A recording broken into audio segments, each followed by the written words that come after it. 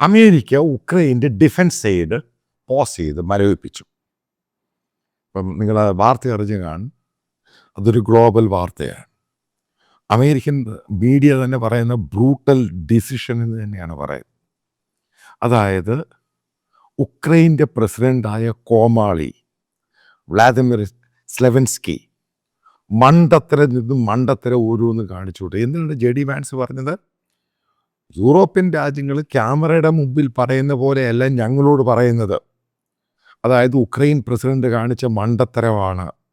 ഒരിക്കലും ഈ രീതിയിലോട്ട് ഇത് വലിച്ചിഴക്കരുത്. അയാൾക്ക് ഈ വാർ എന്താണ്, ഡിപ്ലോമസി എന്താണെന്നോ അതിനെപ്പറ്റി യാതൊരു പിടിയുമില്ല. ഇതെങ്ങനെ അവസാനിപ്പിക്കണമെന്ന് അറിയത്തില്ല. കോമാളിയായിട്ട് അഭിനയിക്കുന്നു. ഇതാണ് JD വാൻസ് പറഞ്ഞത്.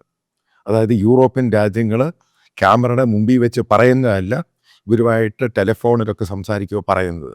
നേരെ തിരിച്ചാണ് പറയുന്നത്. കാരണം ഈ ഇഷ്യൂ ഇപ്പോഴൊന്നും സോർട്ട് ഔട്ട് ചെയ്യാൻ പോകുന്നില്ല. അത് യൂറോപ്പിനെ ഡീപ്പായിട്ട് ബാധിക്കുന്നു. ഇതിനല്ലേ ഞാൻ ആദ്യം പറഞ്ഞത്, ഈ സംഭവത്തിനകത്ത് ഈ ഉക്രൈൻ പ്രസിഡന്റ് ചെയ്ത മണ്ടത്തരം, അതിന് വലിയ വില കൊടുക്കാൻ പോകുന്നത് യൂറോപ്യൻ രാജ്യങ്ങളും മറ്റുള്ള രാജ്യങ്ങളുമാണ്.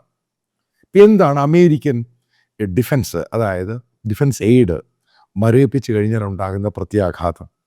അപ്പം ഞാനിതിൻ്റെ അത് ഉക്രൈൻ ഫാനുകളും റഷ്യൻ ഫാനുകളും ഒന്ന് നേരിട്ട് ഇങ്ങോട്ട് ചോദിക്കുക, നിങ്ങൾക്ക് ഇതിനെപ്പറ്റി എന്തൊക്കെ ഐഡിയ ഉണ്ട്? എന്തൊക്കെയാണ് പ്രത്യക്ഷത്തിലുണ്ടാകാൻ പോകുന്ന സംഭവം? ആദ്യം മനസ്സിലാക്കേണ്ടത്, ഏകദേശം 2000-ൽ പരം അമേരിക്കൻ സോൾജിയേഴ്സ് ഉക്രൈൻ പട്ടാളത്തെ അവർക്ക് പരിശീലനം കൊടുക്കാനും അവർക്ക് എയർ ഇൻ്റലിജൻസ് കൊടുക്കുവാനും വേണ്ടി അവരവിടെ ഉണ്ട്. അവിടെ 2000-ൽ പരം അമേരിക്കൻ പട്ടാളക്കാർ അവിടെ ഉണ്ട്. ഉക്രൈന് കൊടുക്കുന്ന ഏറ്റവും വലിയ സഹായം എന്ന് പറഞ്ഞാൽ അമേരിക്കയാണ് കൊടുക്കുന്നത്. വെപ്പൺസ് ആണെങ്കിലും മാൻ പവർ എന്ന രീതിയിലും. കാരണം നേരിട്ട് ഫ്രണ്ട് ലൈൻ അമേരിക്കൻ സോൾജേഴ്സ് പങ്കെടുക്കുന്നില്ല എന്ന് മാത്രമേ ഉള്ളൂ. അതിലേറ്റവും പ്രധാനമെന്ന് പറയുന്നത് ഉക്രൈൻ അമേരിക്ക കൊടുത്തിരിക്കുന്ന ആൻറ്റി എയർ ഡിഫൻസ് സിസ്റ്റം. അതായത് ഈ റഷ്യയിൽ നിന്ന് വരുന്ന റോക്കറ്റുകളും മിസൈൽസ്, അത് ഫാസ്റ്റ് ഹൈപ്പർസോണിക് മിസൈൽസായി വരുന്നത്, ഇതിനെ തടയാൻ വേണ്ടി അമേരിക്കയാണ് എയർ ഡിഫൻസ് സിസ്റ്റം കൊടുത്തിരിക്കുന്നത്. പാട്രിയോട്ട് ആണെങ്കിലും മറ്റു പല സിസ്റ്റവും. ഇത് മുഴുവനും അമേരിക്കൻ പട്ടാളക്കാർ പറയുന്ന രീതിയിലാണ് ഉക്രൈൻ പട്ടാളക്കാർ ഓപ്പറേറ്റ് ചെയ്യുന്നത്. ഇത് നിലച്ചു കഴിഞ്ഞാൽ കീവ് സിറ്റിയിൽ ഈ പറയുന്ന വ്ളാദിമിർ സ്ലെവൻസ്കി ഇരിക്കുന്ന അവിടെ പോയി ഹിറ്റ് ചെയ്യും. ഇത് പിന്നെ തടയാൻ പറ്റത്തില്ല. പിന്നെ എങ്ങനെ തടയും? കാരണം ഇതെല്ലാം അമേരിക്കൻ എക്യുപ്മെൻസാണ്. അത് അമേരിക്ക അത് എടുത്തുകൊണ്ട് പോകുന്നില്ല, അവർക്ക് കൊടുത്തു. പക്ഷേ ഇത് ഓരോ ഫയർ കഴിയുമ്പോഴും ഇത് റിപ്പയർ ചെയ്യണം. അത് ഇവർക്ക് ചെയ്യാൻ അറിയത്തില്ല. കാരണം എക്യുപ്മെൻസ് കൊടുക്കണം, അതിൻ്റെ റിപ്പയർ ചെയ്യുന്ന സ്പെയർ പാർട്സ് കൊടുക്കണം. ഇതൊന്നും ഈ പറയുന്ന ഉക്രൈൻ സൈന്യത്തെ അവർക്ക് കേപ്പബിലിറ്റി ഇല്ല. ഇനി അത് റീപ്ലേസ് ചെയ്യുവാണ് വിചാരിക്കുക. അതായത് ഫ്രാൻസും ബ്രിട്ടനും മറ്റുള്ള രാജ്യങ്ങളും ഈ എയർ ഡിഫൻസ് സിസ്റ്റം റീപ്ലേസ് ചെയ്യാൻ വേണ്ടി തന്നു. പക്ഷേ ഈ രാജ്യങ്ങളുടെ കയ്യിൽ ഫാസ്റ്റ് സൂപ്പർസോണിക് മിസൈൽസ് റഷ്യയിൽ നിന്ന് വരുമ്പോൾ അതിനെ ഡിഫെൻഡ് ചെയ്യുന്ന രീതിയിലുള്ള ആയുധങ്ങൾ, അതായത് എയർ ഡിഫൻസ് സിസ്റ്റം ഈ പറയുന്ന യൂറോപ്യൻ രാജ്യത്തിൻ്റെ കയ്യിലില്ല. അവരിപ്പോൾ ഡെവലപ്പ് ചെയ്യാൻ പോകുന്നേ ഉള്ളൂ ഈ വാറിന് ശേഷം. അപ്പം ആദ്യം ചില കാര്യങ്ങൾ ഗ്രൗണ്ട് റിയാലിറ്റി മനസ്സിലാക്കുക. പിന്നീട് സ്റ്റാർലിങ്ക് എന്ന് പറയുന്ന സംഭവം, അത് ബേസിക്കലി വാങ്ങിയിരിക്കുന്ന പോളണ്ടാണ് ഇവരുടെ എന്നും എലോൺ മസ്കിൻ്റെയിൽ. അത് കൊടുത്തിരിക്കുന്നത് ഉക്രൈനാണ്. അത് ഓപ്പറേറ്റ് ചെയ്യുന്ന ആരാ? American soldiers. ഈ ടെലികമ്മ്യൂണിക്കേഷൻ സിസ്റ്റം, അതിൻ്റെ അകത്തും ഈ സംഭവങ്ങൾ ഇടയ്ക്കിടയ്ക്ക് മാറണം. അത് ഉക്രൈൻ സോൾജിയേഴ്സിനെ അറിയത്തില്ല എങ്ങനെ ഓപ്പറേറ്റ് ചെയ്യണമെന്ന്. അതുകൊണ്ടാണ് അമേരിക്കൻ സോൾജിയേഴ്സ് ഓപ്പറേറ്റ് ചെയ്തത്. അപ്പോൾ ടെലികമ്മ്യൂണിക്കേഷൻ സിസ്റ്റം കംപ്ലീറ്റ് ഡീറെയിൽ ചെയ്ത് കഴിഞ്ഞാൽ പിന്നെ എങ്ങനെയാണ് ഇവർക്ക് ഉക്രൈൻ പട്ടാളക്കാർക്ക് ഡിഫൻസ് സിസ്റ്റം നേരെ ചൊവ്വേ ഉണ്ടാക്കാൻ പറ്റുന്നത്? ഞാൻ എൻ്റെ ഒരു ഗ്രാഫ്സ് ഉണ്ടാക്കിയിട്ടിട്ടുണ്ട്, നിങ്ങൾക്ക് അത് നോക്കുവാണെങ്കിൽ മനസ്സിലാക്കാം. അതായത് സ്ട്രാറ്റജിക് അഡ്വാൻറ്റേജ് വലിയ രീതിയിൽ റഷ്യക്ക് കിട്ടാൻ പോവുകയാണ്. ഉക്രൈൻ സിറ്റികൾ മുഴുവനും റഷ്യ ഇപ്പോൾ കയറി അടിക്കുകയാണെങ്കിൽ പല ഉക്രൈൻ സിറ്റികൾ റഷ്യയുടെ കയ്യിലങ്ങ് പോകും. കാരണം പട്ടാളക്കാരുടെ കയ്യിൽ വെപ്പൺസ് മാത്രം പോരാ, അവർക്ക് പ്രോപ്പർ ടെലികമ്മ്യൂണിക്കേഷൻ വേണം. ഈ സാറ്റലൈറ്റിൻ്റെ ഈ ഇൻ്റലിജൻസ് എല്ലാം അമേരിക്ക കൊടുക്കുന്നത്. അതിനാണ് സ്റ്റാർലിങ്ക് വെച്ചിരിക്കുന്നത്. ഇതൊന്നും നേരെ ചൊവ്വേ വർക്ക് ചെയ്യുന്നില്ലെങ്കിൽ, കാരണം വർക്ക് ചെയ്യിപ്പിച്ചുകൊണ്ടിരുന്ന അമേരിക്കൻ സോൾജിയേഴ്സാണ്. അവർ പിന്മാറി കഴിഞ്ഞ പിന്നെ ഈ ഉക്രൈനിന് ഈ സാധനം ഓപ്പറേറ്റ് ചെയ്യാൻ അറിയത്തില്ല. കാരണം ഇങ്ങനെ ഡേറ്റ വന്നുകൊണ്ടെങ്കിൽ അത് കൺവേർട്ട് ചെയ്തിട്ട് മാറ്റിയെടുത്തിട്ടാണ് പറയുന്നത് ഇന്നടുത്ത് ഫയർ ചെയ്യണം, ഇന്നടുത്ത് ഫയർ ചെയ്യേണ്ട, ഇന്നടുത്ത് ആൾക്കാർ വരുന്നുണ്ട്. പിന്നീട് എന്താ ഉണ്ടാകുന്ന എക്കണോമിക് ഇഷ്യൂ ഉണ്ടാവും. കാരണം ആൾക്കാർക്ക് പേടിയാവും, പാനിക്കാവും. കാരണം അമേരിക്ക പിന്മാറി. അതോടുകൂടി റഷ്യക്ക് അഡ്വാൻറ്റേജ് ആവും. ആൾക്കാർ ഇവിടുന്ന് പലായനം ചെയ്യാൻ തുടങ്ങും വീണ്ടും. ഏകദേശം 20 ലക്ഷത്തിൽ പരം ആളുകളാണ് ഉക്രൈനിൽ നിന്ന് മാറിയിരിക്കുന്നത്. ബാക്കിയുള്ളവർ കൂടെ അങ്ങ് പോകും. അതാണ് ഈ പൊട്ടൻ കോമാളി കാണിച്ച വിഡ്ഢിത്തരമെന്ന് പറയുന്നത്.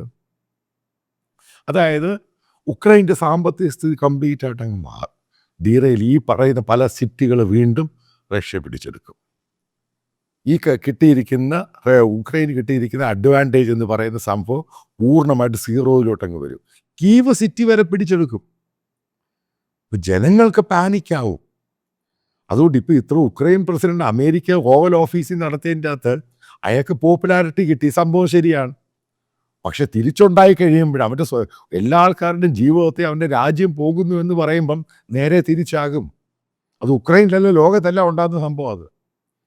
അതിപ്പോൾ ഉക്രൈനിൽ ഉണ്ടാകാൻ പോവുകയാണ്. അതുകൊണ്ടാണ് ഞാൻ പറയുന്നത് ചിലപ്പോൾ ഈ കീവ് സിറ്റി, കാരണം റഷ്യ ഇപ്പോൾ അഡ്വാൻറ്റേജ് ചെയ്യും പൂർണ്ണമായിട്ട്.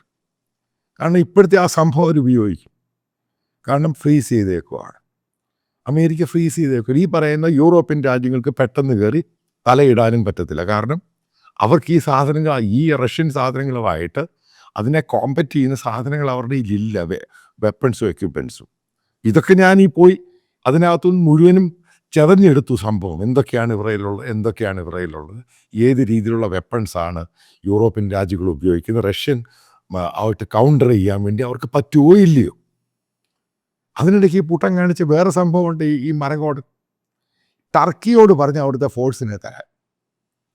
ഈ ടർക്കിയുമായിട്ട് യൂറോപ്പിലെ പല രാജ്യങ്ങളും ഉടക്കി നിൽക്കുക, ഭയങ്കരമായിട്ട് പ്രശ്നമാണ്. ഫ്രാൻസ് പ്രശ്നമാണ്, അതേപോലെ സ്വീഡൻ പ്രശ്നമാണ്. ഇവരൊക്കെ ഉക്രൈനെ സാമ്പത്തികമായിട്ടൊക്കെ സഹായിക്കാൻ നിൽക്കുന്ന രാജ്യങ്ങളാണ്. അങ്ങനെ വരുന്നു കഴിയുമ്പം ഇവർക്ക് പ്രശ്നമാകും. കാരണം ടർക്കിയുടെ സൈന്യത്തെ അവിടെ കൊണ്ടുവന്നു കഴിഞ്ഞാൽ പിന്നെ ഈ യൂറോപ്യൻ രാജ്യങ്ങളൊന്നും ടർക്കിയെ അക്സെപ്റ്റ് ചെയ്തിട്ടില്ല. അതുകൊണ്ടാണ് അവരെ പലയിടത്തും അടുപ്പിക്കാത്തത്. കാരണം സെക്യൂരിറ്റി മീറ്റിൽ പോലും ടർക്കി അവരെ അടുപ്പിച്ചില്ല. കാരണം എർദോഗാൻ്റെ സ്വഭാവം കൊണ്ട്. അപ്പം അതുകൊണ്ട് ടർക്കിയുമായിട്ട് പുള്ളി ഒരു പുതിയ ബന്ധം ഉണ്ടാക്കാൻ പോകുന്നു, അവരുടെ ഫോഴ്സിനെ ഇറക്കാൻ പോകുന്നു. ഇതൊക്കെ ഇയാൾ തന്നെ പറഞ്ഞത്. ഇതോടുകൂടി ഈ യൂറോപ്യൻ രാജ്യങ്ങൾ ഇയാളുമായിട്ട് അകലും. പിന്നെ മറ്റൊരു കാര്യം നിങ്ങൾ മനസ്സിലാക്കണം, അമേരിക്ക സഹായം മരവിപ്പിച്ച് കഴിഞ്ഞാൽ നാറ്റോ അലയൻസായിട്ട് നിൽക്കുന്ന യൂറോപ്യൻ രാജ്യങ്ങൾ പോലും ഉക്രൈനെ സഹായിക്കാൻ പേടിക്കും. കാരണം ഈ രാജ്യത്തിന് എന്തെങ്കിലും ആവശ്യമുണ്ടെങ്കിൽ പിന്നെ നാളെ അമേരിക്ക വരേണ്ടത്. ഇതാണ് പറയുന്നത് ഈ സൂപ്പർ പോലീസ്, സൂപ്പർ കോപ്പ് എന്നൊക്കെ പറയുന്ന പോലെ ലോക പോലീസ് അമേരിക്കയാണ്. അതിനെ പിണക്കാനൊന്നും ഈ യൂറോപ്യൻ രാജ്യങ്ങൾ തയ്യാറാവത്തില്ല. വീണ്ടും പറയാം, പല കേൾക്കുന്ന പല ആൾക്കാരോടും പറയാം, ഇത് ഈ പറയുന്ന വ്ളാദിമിർ സെലൻസ്കി കാണിച്ചിരിക്കുന്ന ഭൂലോക മണ്ടത്തരവും മടയത്തരവുമാണ്. ഇത് എത്രയും പെട്ടെന്നൊരു സീസ്ഫയർ സൊല്യൂഷൻ ഉണ്ടാക്കണം. അല്ലെങ്കിൽ ഇത് ഉണ്ടാകാൻ പോകുന്ന പല യൂറോപ്യൻ രാജ്യങ്ങളും പേഴ്സണൽ ടോക്സിൽ JD വാൻസിനോട് പറഞ്ഞു കഴിഞ്ഞാൽ ഇയാൾ ഒഴിയുന്നതാണ് നല്ലത്. അതായത് വ്ളാദിമിർ സെലൻസ്കി അവിടുത്തെ പ്രസിഡൻ്റായിട്ട് ഒഴിയുന്നതാണ് നല്ലത്. കാരണം ഇയാൾക്ക് ഇച്ഛാശക്തിയില്ല, വാറു നിർത്താൻ താല്പര്യമില്ല. ഇതെല്ലാ രാജ്യങ്ങളെയും ബാധിക്കുന്നു. അതായത് കാണാൻ പോകുന്ന ദിവസങ്ങളിൽ അമേരിക്ക ഒഴിഞ്ഞ ശേഷം അവിടെ എന്താണ് ഉണ്ടാകുന്ന വരാനുള്ള മണിക്കൂറുകളിലും ദിവസങ്ങളിലും കാണാൻ പോവുകയാണ്. അപ്പം എൻ്റെ ഒരു നിരീക്ഷണം അനുസരിച്ച് ഉക്രൈനിൽ വലിയ സമ്മർദ്ദം ഉണ്ടാകും. പൊളിറ്റിക്കലി സമ്മർദ്ദം ഉണ്ടാകും, മിലിറ്ററി സമ്മർദ്ദം ഉണ്ടാകും. അവിടെ ഇരിക്കുന്ന അമേരിക്കൻ ഫോഴ്സ് അവിടെ നിന്ന് പോയി കഴിഞ്ഞാൽ അവിടെ മിലിറ്ററി വലിയൊരു സീറോ ആയിട്ട് മാറും. അതോടുകൂടി ഇയാൾ തെറിക്കും.